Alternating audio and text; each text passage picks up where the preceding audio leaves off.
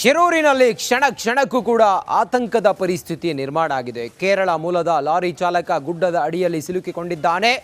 ಆತ ಬದುಕಿದ್ದಾನೆ, ಜೀವನ್ಮರಣ ಹೋರಾಟ ಮಾಡುತ್ತಿದ್ದಾನೆ ಅನ್ನುವ ಮಾಹಿತಿ ಸಿಕ್ಕಿರೋದ್ರಿಂದಾಗಿ ಆರ್ಮಿ ಕೂಡ ಆತನ ರಕ್ಷಣೆಗೆ ಎಂಟ್ರಿ ಆಗಿದೆ. ಈ ಕುರಿತು ಒಂದು ವರದಿ ಇದೆ, ನೋಡೋಣ ಬನ್ನಿ.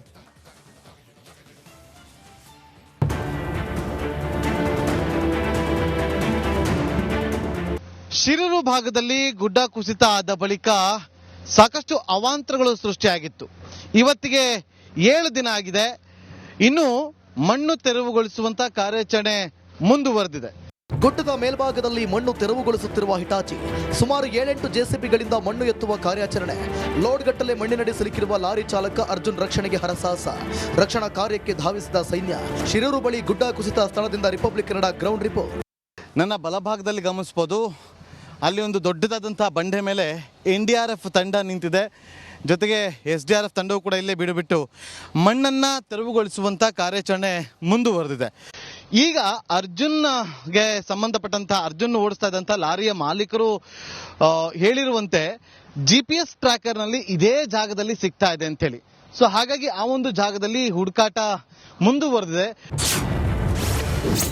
ಶಿರೂರಿನಲ್ಲಿ 6ನೇ ದಿನವೂ ಮುಂದುವರೆದ ರಕ್ಷಣಾ ಕಾರ್ಯ. ಮಣ್ಣಿನಡಿ ಸಿಲುಕಿರುವ ಅರ್ಜುನ್ ರಕ್ಷಣೆಗೆ ಹರಸಾಹಸ. ಘಟನಾ ಸ್ಥಳದಿಂದ republic Kannada ground report. Uttara Kannada ಜಿಲ್ಲೆ ಶಿರೂರು ಬಳಿ ಆ ಒಂದು ಗುಡ್ಡ ಕುಸಿದು ಅವಾಂತರಗಳ ಮಾಲೆಯನ್ನೇ ಸೃಷ್ಟಿಸಿದೆ. ಕೆಸರು ಮಿಶ್ರಿತ ಮಣ್ಣಿನ ಅಡಿ ಸಿಲುಕಿರುವ ಕೇರಳ ಮೂಲದ ಚಾಲಕ ಅರ್ಜುನ್ ಪತ್ತೆಗೆ ರಕ್ಷಣಾ ಕಾರ್ಯ ಮುಂದುವರೆದಿದೆ.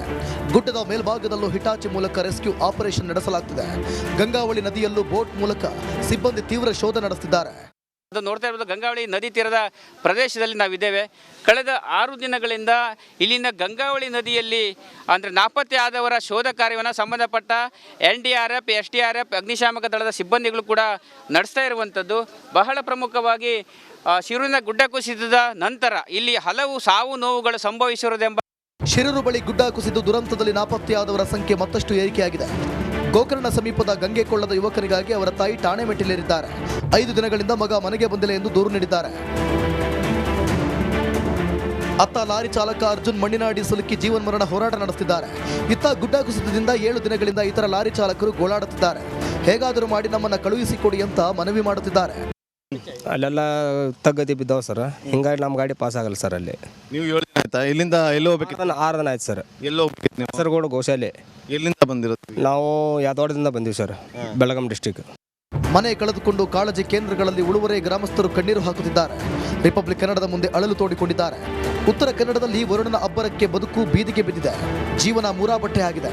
ವರುಣ ದೇವನಿಗೆ ಜನರು ಹಿಡಿಶಾಪ ಹಾಕುತ್ತಿದ್ದಾರೆ. Bureau report, Republic Kannada. Kumta Siddapur ರಸ್ತೆಯಲ್ಲಿ ಗುಡ್ಡ ಕುಸಿತ ಆಗಿ ಸಂಪೂರ್ಣವಾಗಿ ರಸ್ತೆಯ ಸಂಪರ್ಕ ಕಡಿತ ಆಗಿದೆ. ಮತ್ತೊಂದು ಕಡೆಯಲ್ಲಿ ನಿರಂತರವಾಗಿ ಮಳೆ ಬರ್ತಾ ಇರೋದು ಕೂಡ ಅಲ್ಲಿ ಸಮಸ್ಯೆ ಆಗ್ತಾ ಇದೆ. ಹೀಗಾಗಿ ಗುಡ್ಡ ಕುಸಿತ ಆದ ಇದೇ ರಸ್ತೆಯಲ್ಲಿ, ಈ ರಸ್ತೆ ಇದೆಯಲ್ಲ, ಆ ರಸ್ತೆಯಲ್ಲಿ ಮಣ್ಣನ್ನು ತೆರವು ಮಾಡುವ ಕೆಲಸ ಆಗಿದೆ. ಡ್ರೋನ್ ಕ್ಯಾಮ್ರಾದಲ್ಲಿ ಆ ದೃಶ್ಯ ಸೆರೆಯಾಗಿದೆ ನೋಡಿ. ಇದು ರಸ್ತೆಯ ಈ ಭಾಗದಲ್ಲಿ ಗುಡ್ಡ ಕುಸಿತ ಆಗಿ ರಸ್ತೆ ಮೇಲೆ ಮಣ್ಣು ತುಂಬಿಕೊಂಡಿತ್ತು. ಅದಾದ ನಂತರ ಆ ಮಣ್ಣನ್ನು ತೆಗೆದಿದ್ದಾರೆ. ಹಾಗಾಗಿ ಈಗ ಅಲ್ಲಿ ಓಡಾಡೋದಕ್ಕೂ ಕೂಡ ಅವಕಾಶ ಮಾಡಿಕೊಟ್ಟಿದ್ದಾರೆ ಅನ್ನೋ ಮಾಹಿತಿ ಲಭ್ಯ ಆಗ್ತಾ ಇದೆ. ಗುಡ್ಡ ಹೆಂಗೆ ಕುಸಿತ ಆಗಿದೆ ಮತ್ತು ಲ್ಯಾಂಡ್ ಸ್ಲೈಡ್ ಆಗಿರೋದ್ರಿಂದಾಗಿ ರಸ್ತೆ ಮೇಲೆ ಹೆಂಗೆ ನೀರು ತುಂಬಿಕೊಂಡಿತ್ತು ಮತ್ತು ಆ ಮಣ್ಣು ತುಂಬಿಕೊಂಡಿತ್ತು ಅನ್ನೋದನ್ನು ನೀವು ಗಮನಿಸಿದ್ರಿ. ಇದು ಡ್ರೋನ್ ಕ್ಯಾಮ್ರಾದಲ್ಲಿ ಸೆರೆಯಾಗಿದೆ. ಈ ದೃಶ್ಯ ನೋಡ್ತಾ ಇದ್ದೀರಲ್ಲ, ಇದು ಕಾರವಾರ ಮತ್ತು ಕುಮಟಾ ಮತ್ತು ಸಿದ್ದಾಪುರ, ಕಾರವಾರದ ಕುಮಟಾ ಸಿದ್ದಾಪುರ ಭಾಗದಲ್ಲಿ ಆಗಿರುವಂಥ ಘಟನೆ ಇದು. ಸದ್ಯಕ್ಕೆ ಈಗ ಮಣ್ಣನ್ನು ತೆರವು ಮಾಡಿದ್ದಾರೆ ಮತ್ತು ಆ ರಸ್ತೆ ಓಡಾಟಕ್ಕೂ ಕೂಡ ಅವಕಾಶ ಮಾಡಿಕೊಟ್ಟಿದ್ದಾರೆ.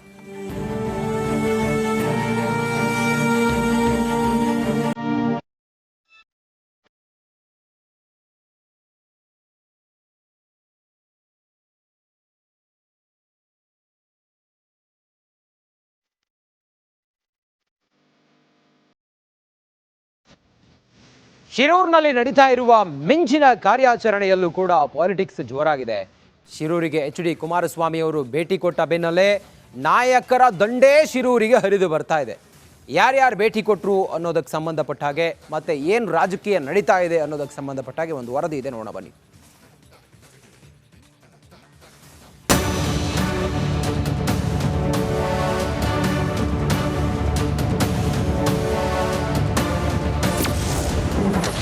ರಕ್ಷಣಾ ಕಾರ್ಯಾಚರಣೆಗೆ ಆರ್ಮಿ ಎಂಟ್ರಿ. ಗುಡ್ಡ ಕುಸಿತ ಸ್ಥಳದಲ್ಲೇ ನಾಯಕರ ಮುಖ. ಮರಣ ಮಳೆಗೆ ಉತ್ತರ ಕನ್ನಡ ಜಿಲ್ಲೆ ನಲುಗಿ ಹೋಗಿದೆ.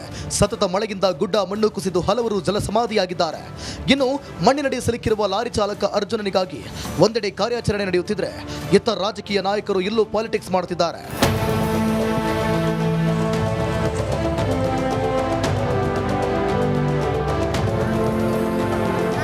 ಮಳೆ ದುರಂತದಲ್ಲೂ ನಾಯಕರು ರಾಜಕೀಯ ಮಾಡುತ್ತಿದ್ದಾರೆ. ಶಿರೂರು ಗುಡ್ಡ ಕುಸಿದ ಜಾಗಕ್ಕೆ ಜನಪ್ರತಿನಿಧಿಗಳು ಒಬ್ಬರಾದ ಮೇಲೆ ಒಬ್ಬರು ದೌಡಾಯಿಸಿದ್ದಾರೆ. ಕೇಂದ್ರ ಸಚಿವ ಕುಮಾರಸ್ವಾಮಿ ಭೇಟಿ ಬೆನ್ನಲ್ಲೇ ಸಿಎಂ ಸಿದ್ದರಾಮಯ್ಯ, ಕೃಷ್ಣ ಬೈರೇಗೌಡ, ವಿಜೇಂದ್ರ ಸೇರಿ ಹಲವು ನಾಯಕರು ಭೇಟಿ ನೀಡಿ ಸ್ಥಳ ಪರಿಶೀಲನೆ ನಡೆಸಿದ್ದಾರೆ. ಇವತ್ತು ರೆಸ್ಕ್ಯೂ ಆಪರೇಷನ್ಗೆ SDRFನಿಂದ 44 ಜನ ಮತ್ತು NDRFನಿಂದ 24 ಜನ ಮತ್ತು ಇವತ್ತು ಮಿಲಿಟ್ರಿಯಿಂದಲೂ ಕೂಡ ಬಂದಿದ್ದಾರೆ. 44 ಜನ ಮಿಲಿಟ್ರಿಯವರು ಕೂಡ ಬಂದಿದ್ದಾರೆ. ಅವತ್ತಿನಿಂದ ಇವತ್ತಿನವರಿಗೆ ಕ್ಲಿಯರೆನ್ಸ್ ಮಾಡ್ತಕ್ಕಂಥ ಕೆಲಸ ನಡೀತಾ ಇದೆ. ಗುಡ್ಡ ಕುಸಿದಿರುವ ಜಾಗದಲ್ಲಿ ಸಚಿವ ಕೃಷ್ಣ ಬೈರೇಗೌಡ ಮೊಕ್ಕಾಂ ಹೂಡಿದ್ದಾರೆ. ಇನ್ನು ಸ್ಥಳಕ್ಕೆ ಸಿಎಂ ಸಿದ್ದರಾಮಯ್ಯ ಕೂಡ ಭೇಟಿ ನೀಡಿದ್ದು ಅಧಿಕಾರಿಗಳಿಂದ ಮಾಹಿತಿ ಪಡೆದಿದ್ದಾರೆ. ಇನ್ನು RV ದೇಶಪಾಂಡೆ ಸ್ಥಳಕ್ಕೆ ಭೇಟಿ ಕೊಟ್ಟು ಪರಿಶೀಲನೆ ನಡೆಸಿದ್ರು. ಲಾರಿ ಚಾಲಕ ಅರ್ಜುನ್ ರಕ್ಷಣೆ ಭರದಿಂದ ಸಾಗ್ತಿದೆ. ಚಾಲಕ ಅರ್ಜುನ್ ಬದುಕಿ ಬರಲಿ ಎಂದು ಪ್ರಾರ್ಥಿಸುತ್ತೇನೆ ಎಂದರು. ಪಾಪ ಬದುಕಿದ್ರೆ ಅವ್ರು ಉಳಿಸ್ಬೇಕಲ್ಲ, ಹಾಗಾಗಿ ನೇರವಾಗಿ ಒಂದು ಬಾಡಿ ಎಲ್ಲೇ ಇದೆ ಅಂತ ಅವ್ರು ಏನು ಸರಿಯಾಗಿ ಹೇಳಿದರೆ ತಕ್ಷಣ ಅಧಿಕಾರಿಗಳು ಕ್ರಮ ತಗೊಳ್ಳೋ ಸಾಧ್ಯತೆ.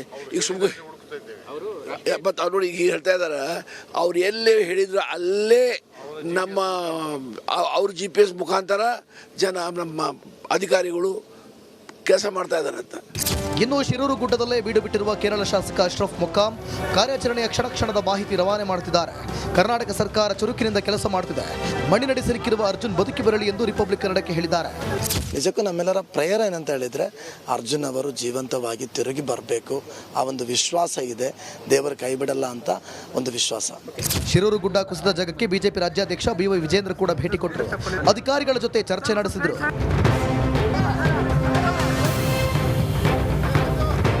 ಇನ್ನು 10 ಲಕ್ಷ ಪರಿಹಾರ ಕೇಳಿದ್ದ ಮಂಕಾಳ ವೈದ್ಯಗೆ ಕೇಂದ್ರ ಸಚಿವ HDK ತಿರುಗೇಟು ನೀಡಿದ್ದಾರೆ. ಅವರು ಕೇಳಿದಷ್ಟು ಪರಿಹಾರ ನೀಡಲು ಸಾಧ್ಯವಿಲ್ಲ ಎಂದಿದ್ದಾರೆ. 10 ಲಕ್ಷ ಕೊಟ್ಟಿದ್ದು ನಾವು ಎಲ್ಲೂ ಕೇಳೇ ಇಲ್ಲ, ನಾವು ಮನೆ ಬಿದ್ದೋದಂಥವ್ರಿಗೆ ಅಂತ ಅಂದ್ಬಿಟ್ಟು ನೆನ್ನೆ ಒಂದು ಹೇಳಿಕೆ ಕೊಟ್ಟಿದ್ದಾರೆ. ಬಹುಶಃ ಅವ್ರಿಗೆ ಏನಾದರೂ ಸಮಯ ಸಿಕ್ಕಿದ್ರೆ ಕೊಡಗು ಹೋಗಿ ನನ್ನ ಕಾಲದಲ್ಲಿ ತೆಗೆದುಕೊಂಡು ನಿರ್ಧಾರ ಇದೆಯಲ್ಲ, 1,000 ಮನೆಗಳನ್ನು 10 ಲಕ್ಷ ರೂಪಾಯಿ ವೆಚ್ಚದಲ್ಲಿ ಕಟ್ಟಿರ್ತಕ್ಕಂಥದ್ದು ಅಷ್ಟೇ ಅಲ್ಲ, 1 ಲಕ್ಷ ರೂಪಾಯಿಗಳನ್ನು ಪರಿಹಾರ ಕೊಟ್ಟಿದ್ದೇವೆ. ಅದಕ್ಕೆ ಅದ್ರ ಜೊತೆಗೆ 50,000 ರೂಪಾಯಿ ಅವರಿಗೆ ಪದಾರ್ಥಗಳೇನು ವಸ್ತುಗಳು ನಾಶ ಆಗಿತ್ತು ಅದಕ್ಕೆ ಪರಿಹಾರ ಕೊಟ್ಟಿದ್ದೇವೆ. ಇವತ್ತು ನನ್ನ ಕಣ್ಣು ಮುಂದೆ ಇವತ್ತು ಅವ್ರ ಪಾಪ ಗೊತ್ತಿಲ್ಲದೆ ಹೋಗಿ ನೋಡ್ಕೊಂಬರ್ಬೇಕು, ಸಾಧ್ಯವೇ ಇಲ್ಲ ಕೊಡಲಿಕ್ಕೆ. ಯಾರು ಕೊಟ್ಟಿದ್ದಾರೆ ಅಂತ ನೆನ್ನೆ ಹೇಳಿಕೆ ಕೊಟ್ಟಿದ್ದಾರೆ. ಒಂದು ಕಡೆ ನಾಯಕರು ಸಾಲು ಸಾಲಾಗಿ ಭೇಟಿ ಕೊಡ್ತಿದ್ದಾರೆ. ಇದರ ಮಧ್ಯೆ ಉಳುವರೆ ಗ್ರಾಮಸ್ಥರ ಕಣ್ಣೀರನ್ನ ಕೇಳೋರೇ ಇಲ್ಲದಂತಾಗಿದೆ. ಯಾಕಂದ್ರೆ ಕಳೆದ 7 ದಿನದಿಂದ ಕಾಳಜಿ ಕೇಂದ್ರದಲ್ಲಿ ಗ್ರಾಮಸ್ಥರು ನರಳುವಂತಾಗಿದೆ. ಇದಕ್ಕೆಲ್ಲ ಸರ್ಕಾರ ಯಾವಾಗ ಪರಿಹಾರ ಒದಗಿಸುತ್ತೋ, ಜನರ ನೋವು ಇನ್ಯಾವಾಗ ನೀಗುತ್ತೋ ಏನೋ. Bureau report, Republic Kannada. Dakshina Kannada ಜಿಲ್ಲೆಯಲ್ಲೂ ಕೂಡ ಗುಡ್ಡ ಕುಸಿತದ ಆತಂಕ ಮನೆ ಮಾಡಿದೆ. ಮಂಗಳೂರಿನಿಂದ ಸೊಲ್ಲಾಪುರಕ್ಕೆ ಸಂಪರ್ಕ ಕಲ್ಪಿಸುವ ರಾಷ್ಟ್ರೀಯ ಹೆದ್ದಾರಿ 169ರಲ್ಲಿ ಗುಡ್ಡ ಕುಸಿತದ ಭೀತಿ ಶುರುವಾಗಿದೆ. ವಾಮಂಜೂರು ಕೆತ್ತಿಕಲ್ ಬಳಿ ಅಪಾಯಕಾರಿಯಾಗಿ ರಸ್ತೆ ಅಗೆದಿದ್ದು ದೊಡ್ಡ ಪ್ರಮಾಣದಲ್ಲಿ ಮಣ್ಣು ಕುಸಿದ್ರೆ ಸಂಪರ್ಕ ಸ್ಥಗಿತವಾಗಲಿದೆ.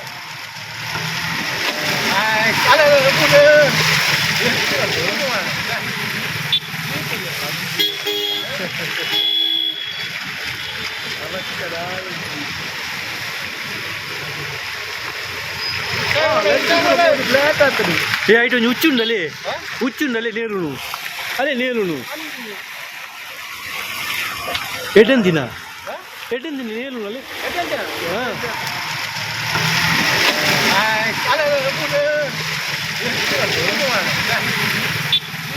ಮಹಾರಾಷ್ಟ್ರದಲ್ಲಿ ಸುರಿತಾ ಇರುವ ಭಾರೀ ಮಳೆ ಅವಾಂತರವನ್ನು ಸೃಷ್ಟಿ ಮಾಡಿದೆ. ಕೃಷ್ಣೆ ಮತ್ತು KRS ಸಂಪೂರ್ಣವಾಗಿ ಪ್ರವಾಹದ ಪರಿಸ್ಥಿತಿಯನ್ನು ಎದುರಿಸುವ ಹಂಗೆ ಕಾಣಿಸ್ತಾ ಇದೆ. ಜನರು ಆತಂಕದಲ್ಲಿದ್ದಾರೆ. ಈ ಕುರಿತಾಗಿ ಒಂದು ವರದಿ ನೋಡೋಣ ಬನ್ನಿ.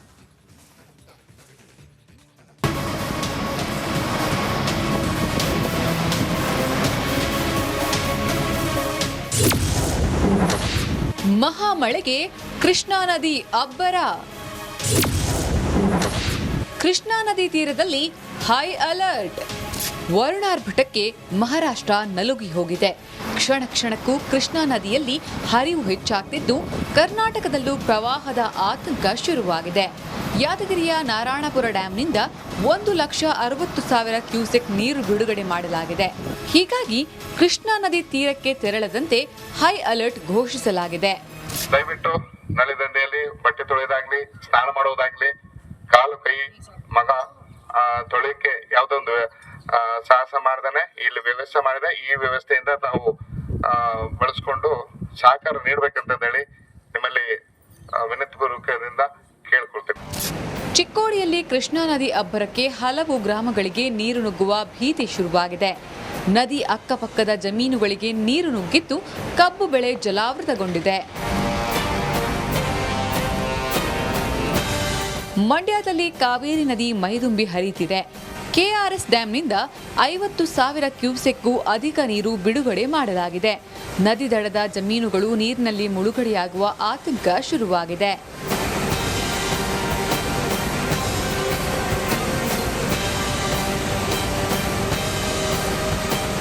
ಮಂಡ್ಯದ ಕಾವೇರಿ ನದಿ ಪಾತ್ರದಲ್ಲಿ ಪ್ರವಾಹ ಪರಿಸ್ಥಿತಿ ಎದುರಾಗಿದೆ.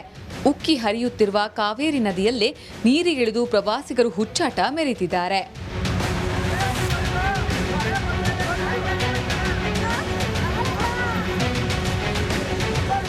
ಇನ್ನು ಕೆಆರ್ಎಸ್ ಜಲಾಶಯ ಭರ್ತಿ ಹಿನ್ನೆಲೆ ಜುಲೈ 27ರಂದು ಸಿಎಂ ಸಿದ್ದರಾಮಯ್ಯ ಬಾಗಿನ ಅರ್ಪಿಸಲಿದ್ದಾರೆ. ಪಶ್ಚಿಮ ಘಟ್ಟದಲ್ಲಿ ವರುಣಾರ್ಭಟ ಜೋರಾಗಿದ್ದು ಚಿಕ್ಕೋಡಿ, ಬೆಳಗಾವಿ ಸೇರಿ ಹಲವೆಡೆ ಪ್ರವಾಹದ ಆತಂಕವಿದೆ. Bureau report, Republic Kannada.